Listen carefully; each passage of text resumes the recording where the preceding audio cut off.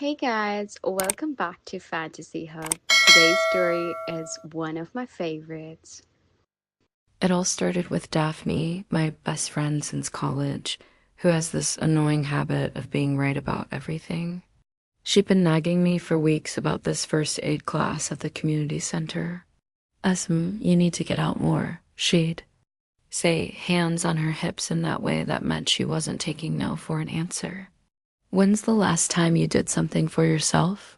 I'd roll my eyes and remind her that I had fibromyalgia, that crowded places exhausted me, that I preferred the safety of my own home. But Daphne, bless her persistent heart, wouldn't let it go. It's a first aid class, not a funeral. She hissed the night she practically dragged me through those community center doors. The room smelled like industrial coffee and hope, that particular scent of places where people gather to better themselves. Fluorescent lights buzzed overhead, casting that unflattering glow on a circle of folding chairs. I slouched into one, arms crossed, already planning my escape. Then she walked in. Lucy Price. I didn't know her name yet, but I knew immediately that she was going to be trouble. She had the stark ponytail that swung when she moved, a stethoscope draped around her neck like a badge of honor, and this grin god. That grin could have powered the entire building. Good evening, everyone. Her voice was warm honey, confidence, wrapped in kindness. I'm Lucy, and I'm going to teach you how to save lives tonight. She scanned the room, and when her eyes landed on me, I felt something I hadn't felt in years. That electric spark, that moment when the universe shifts just slightly off its axis. She pointed directly at me, that grin widening. You'll be my CPR dummy. My pulse spiked, and not from the exertion of getting up from my chair. As I walked to the front of the room, I caught Daphne's knowing smirk. She'd orchestrated this somehow, I was sure of it. But as Lucy positioned me on the practice mat, her hands professional yet gentle, I found I didn't care about Daphne's matchmaking. Schemes, don't worry, Lucy whispered, close enough that I could smell her perfume, something light and clean like spring rain. I'll be gentle with you. The double meaning hung in the air between us, and I felt heat creep up my neck. At 53, I was blushing like a teenager. For the next hour, Lucy taught us chest compressions, rescue breathing, how to recognize the signs of a heart attack. But all I could focus on was the way her hands moved with such certainty, the way she made everyone feel capable and important, the way she looked at me like I was the most interesting person in the room. When class ended, I lingered, pretending to organize my purse while the other students filtered out. So, Lucy said, starting to pack up her supplies, how did you find tonight? Informative, I managed, which was the understatement of the century. Thank you for making me feel comfortable. She paused, really looking at me for the first time without the barrier of professional instruction between us. What's your name? Esme Chun. Esme, she repeated, and the way she said it made my name sound like music. I hope you'll come back next week. We're covering burns and fractures. I nodded, even though I'd had no intention of returning. I'll be here. As I walked to my car, Daphne caught up with me, practically bouncing with excitement. Did you see the way she looked at you? She squealed. There were sparks flying all over that room. Don't be ridiculous, I said, but my heart was still racing. She's just a good teacher. Esme Chun, I've known you for 30 years. You haven't looked that alive since ... well, since ever. I wanted to argue, but deep down, I knew she was right. Something had awakened in me tonight. Something I thought had died along with my marriage 15 years ago. 3 weeks later, I'd attended every class. I told myself it was about the knowledge, about being prepared for emergencies. But really, I was addicted to those Tuesday evenings, to Lucy's laugh, to the way she'd catch my eye across the room and smile like we shared a secret. I'd learned that she was 38, lived alone with a cat named Buster, and had been a nurse for 12 years. She loved terrible reality TV, made the best chocolate chip cookies in the county, and had this way of tilting her head when she was thinking that made my chest tight with affection. Not that I was falling for her. That would be ridiculous.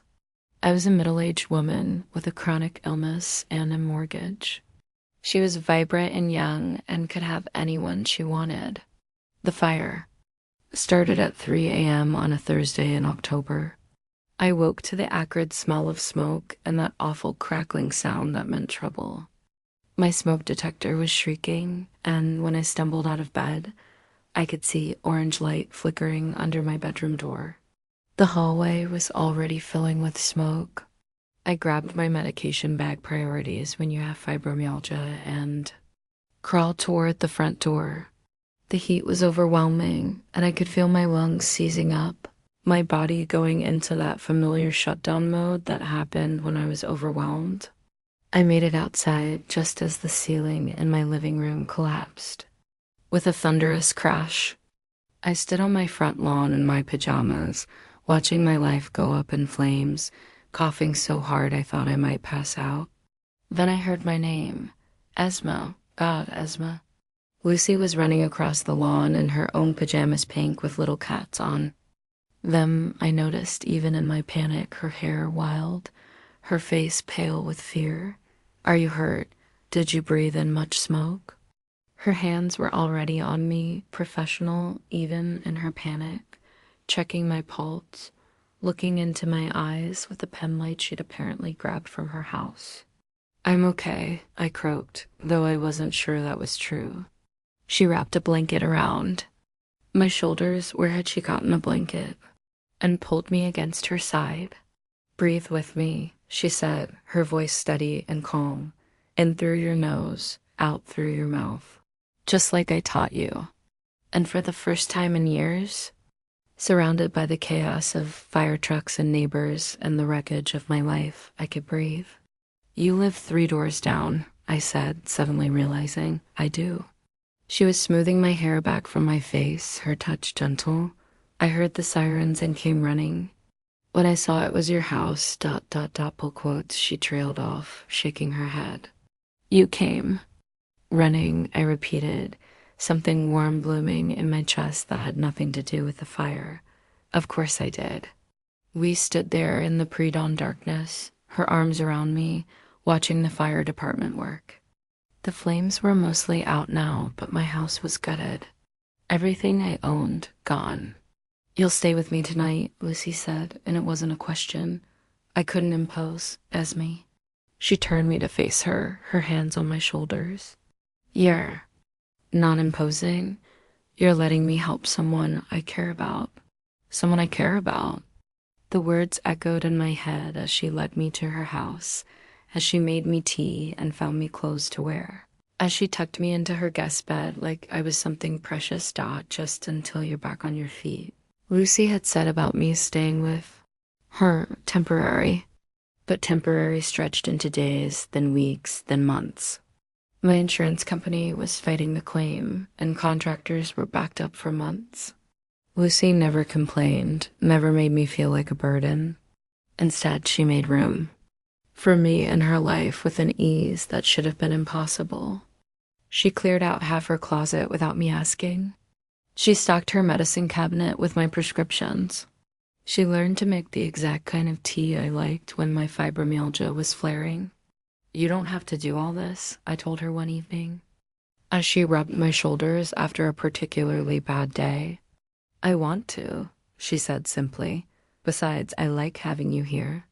The house feels less empty.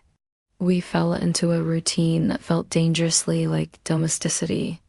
Lucy would come home from her shifts at the hospital, and I'd have dinner waiting, nothing fancy, just whatever I could manage with my limited energy.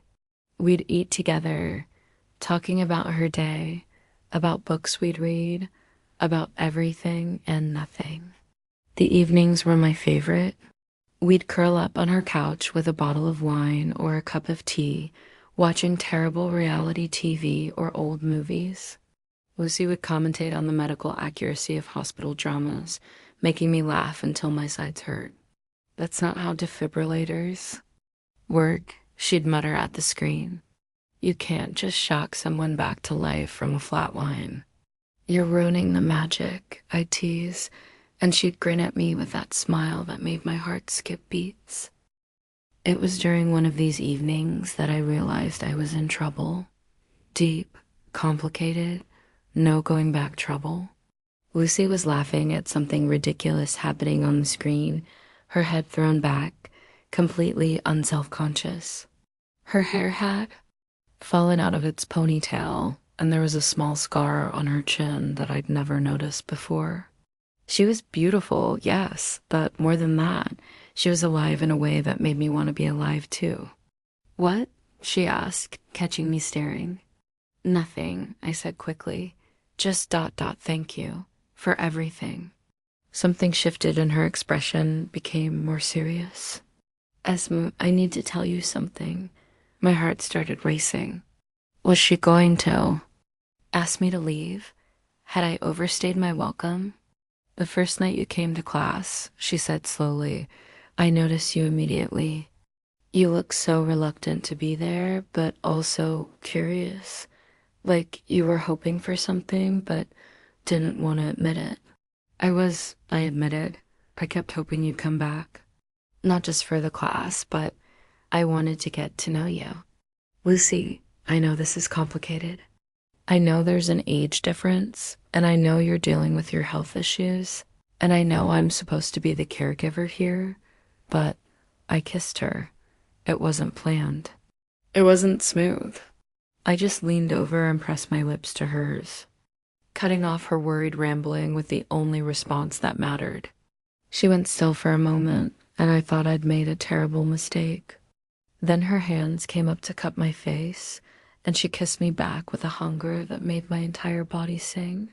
When we finally broke apart, both breathless, she rested her forehead against mine. I was hoping you'd do that, she whispered.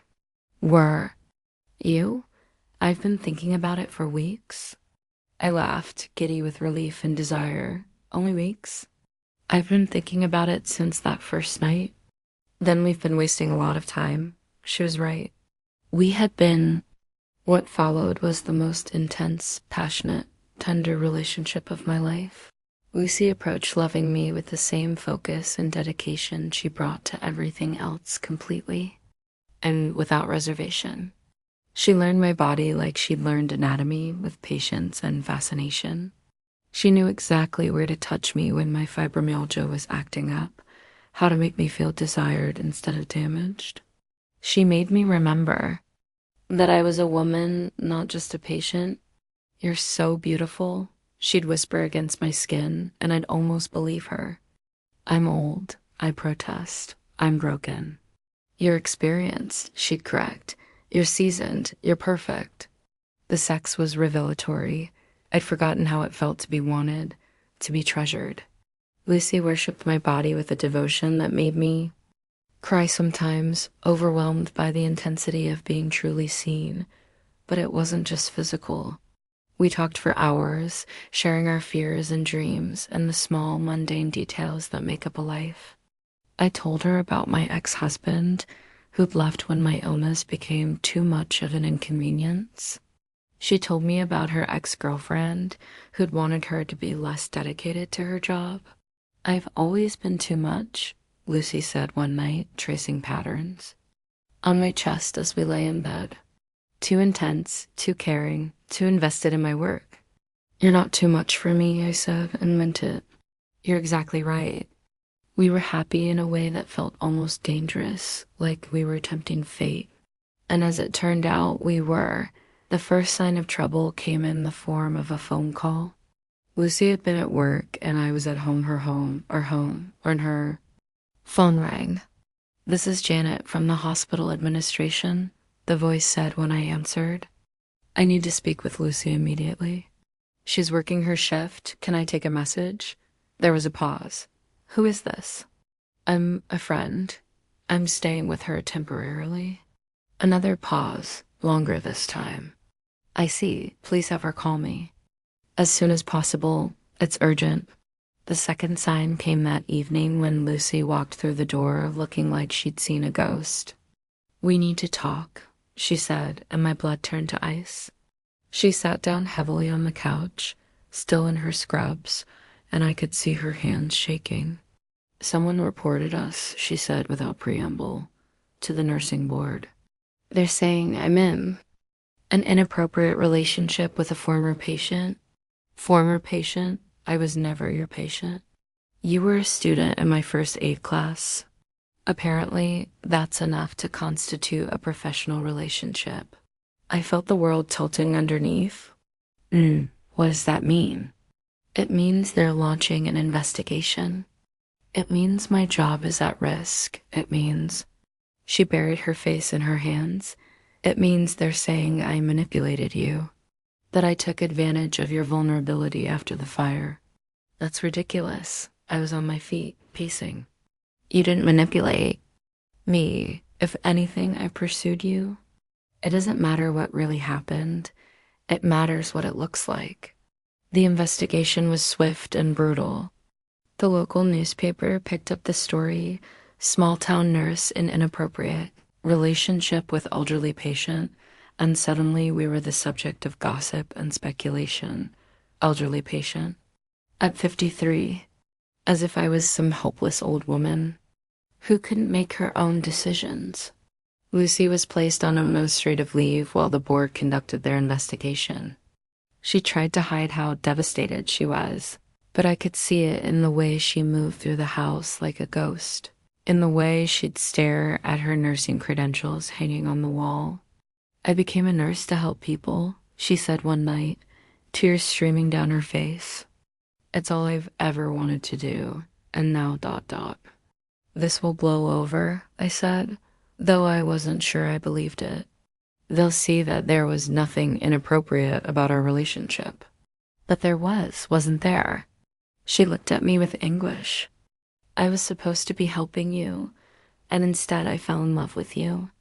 I was supposed to be professional, and instead I was thinking about kissing you every time I saw you. Lucy, what if they're right? What if I did take advantage of you? Stop. I grabbed her hands, forcing her to look at me. I'm 53 years old. I'm not some helpless victim. I chose this. I chose you. Every day I choose you. But the damage was done. The whispers followed us everywhere. People stared when we went to the grocery store. Former friends crossed the street to avoid us. The job offer came from a hospital in Atlanta.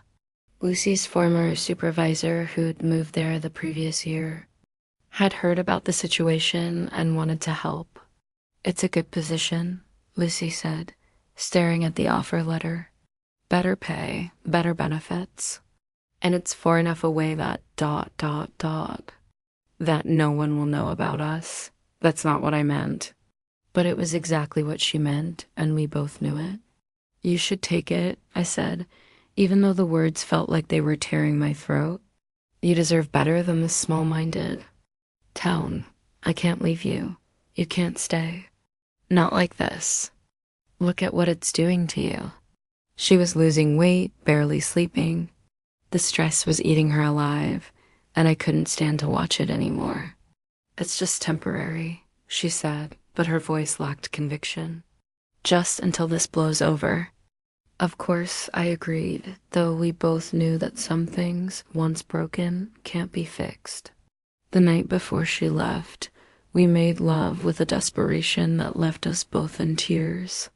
We held each other until dawn, memorizing the feel of skin against skin, the sound of each other's breathing. I love you, she whispered as the sun came up. I love you too. I'll call every day. I know. I'll come back. I know. But standing in her driveway, watching her drive away with her life packed into the back of her car, I wasn't sure I believed it. The first month after Lucy left was the longest of my life. The house felt enormous and empty. I'd moved back into my rebuilt home, but everywhere I looked, I saw her absence, the kitchen where she'd made me breakfast. The couch where we'd watched movies. The bed where we'd discovered each other. I called in sick to work more often than I should have, spending days in bed with the curtains drawn. My fibromyalgia flared worse than it had in years, as if my body was mourning too. Daphne tried to help. She brought me meals, forced me to shower, sat with me when the silence became too much to bear. "You have to fight," she said one afternoon, finding me still in my pajamas at 3 p.m. "This isn't like you." "What's not like me?" "Giving up." "You've never given up on anything in your life." "I'm not giving up. I'm accepting reality. Reality is that you love each other. Reality is that you're both miserable apart. Reality is that this town is full of small-minded people who can't mind their own business." It's not that simple. It is exactly that simple. She sat down beside me, her voice gentle but firm. "Since when do you let other people dictate how you live your life?" The question haunted me. When had I become so passive? When had I decided that other people's opinions mattered more than my own happiness? That night, I opened my laptop and started typing. Not a letter to Lucy, I wasn't ready for that yet, but a letter to the nursing board, to the newspaper, to anyone who would listen. I wrote about ageism, about the assumption that older women couldn't make their own decisions about love and sexuality. I wrote about the difference between professional misconduct and two consenting adults finding each other. I wrote about the witch hunt that had driven away one of the most compassionate, skilled nurses our community had ever had. I wrote until my fingers ached, until the sun came up, until I'd said everything I needed to say. Then I hit send. The response was immediate and polarized. Some people were supportive, praising my courage and agreeing that the situation had been handled poorly. Others were vicious, calling me everything from a desperate old woman to a predator enabler. I didn't care. For the first time in months, I felt alive. The local paper agreed to print an expanded version of my letter as an op-ed. I did a radio interview with a station in the state capital. A blogger who specialized in LGBTQ+ issues wrote a piece about age discrimination in same-sex relationships. "I'm proud of you," Daphne said, reading the comments on the blog post. "You're raising hell." "I'm raising awareness," I corrected. "There's a difference." "Is there?" "Because it looks like hell raising to me." She was right. I was raising hell, and it felt incredible. The nursing board agreed to meet with me. I put on my best suit, the one I'd worn to job interviews and funerals. And I walked into that conference room like I owned it. "Mrs. Chun," the board chair began, "we appreciate you taking the time to speak with us, but our investigation is complete." "Your investigation was flawed from the beginning," I interrupted. "You assumed that because I'm older, because I have a chronic illness, because I was vulnerable after the fire, that I couldn't make my own decisions. You infantilized me. That's not. You destroyed the career of an exceptional nurse based on gossip and prejudice." Lucy Price helped save my life, and yes, I fell in love with her, but that doesn't make her a predator. It makes her human. I talked for 20 minutes, laying out my case with the precision of a lawyer and the passion of a woman in love. When I finished, the room was silent. "We'll take your comments under advisement," the chair said finally. "You'll do more than that," I said, standing up. "You'll clear her name, or I'll make sure every newspaper in the state knows how this board treats its nurses." I walked out of that room feeling like I could conquer the world. The call came 3 weeks later. Lucy's voice was shaky, disbelieving. "They dropped the investigation," she said. "No evidence of professional misconduct. They're offering me my job back." "That's wonderful," I said, though my heart was hammering. "Are you going to take it?" "I don't know. Esma, I saw the articles. The interviews, what you did. I did what I should have done months ago. I fought for us. You fought for me. Same thing." There was a long silence. I'm scared, she admitted finally. Of what? Of coming back and finding out that too. Much has changed, that we've changed. Only one way to find out. I love you, she said, and I could hear tears in her voice. I love you too. Come home, Lucy, please. She showed up at my door 2 days later, looking exactly as beautiful and exactly as nervous as I felt. We stared at each other for a long moment, taking inventory of the changes. She looked tired but determined. I probably looked the same. Hi, she said softly. Hi, I brought wine. Good, I made dinner. Good. We were still standing in the doorway, neither of us quite ready to cross the threshold back into whatever this was going to be. I missed you, she said finally. I missed you too. I mean, I really missed you. I dated someone in Atlanta. Nothing serious, just I was lonely, but it made me realize that I don't want anyone else. I want you, just you. I didn't date anyone, I said. I was too busy becoming an activist. She laughed, and the sound broke. Something loose in my chest. An activist, apparently. Daphne says I'm raising hell. Good, I like hell raising Esma. Do you? Because I'm not sure I can go back to being the quiet, passive woman I was before. I don't want you to. She stepped closer, close enough that I could smell her perfume, that same clean scent that had haunted my dreams. I want this version of you, the one who fights, the one who doesn't give up, even if it means more controversy, more whispers. Let them whisper. I'm tired of living my life for other people. I kissed her then, there in my doorway, not caring who might see. She kissed me back with all the hunger and desperation of our separation, and I knew we were going to be okay.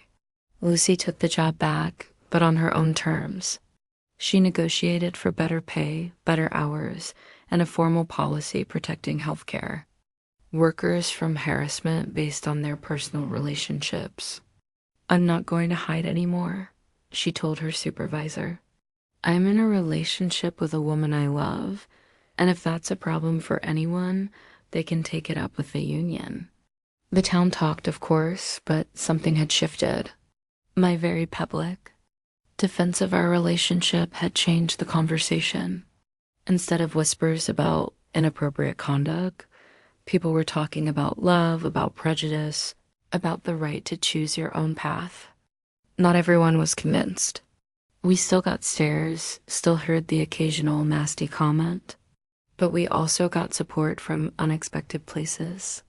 The young librarian who slipped me notes of encouragement, the elderly man at the grocery store who told me his gay son lived in fear of exactly this kind of judgment, the group of nurses who organized a petition supporting Lucy's reinstatement. You started something, Daphne said one evening as we sat on my porch, watching Lucy work in the garden. She'd planted. You gave people permission to stand up for love. I gave myself permission, I corrected. Everything else was just a side effect. Same thing. Maybe it was. 2 years later, Lucy moved in officially. Not because of circumstances or temporary arrangements, but because we chose to build a life together. She planted roses in the front yard and hung a wind chime on the porch.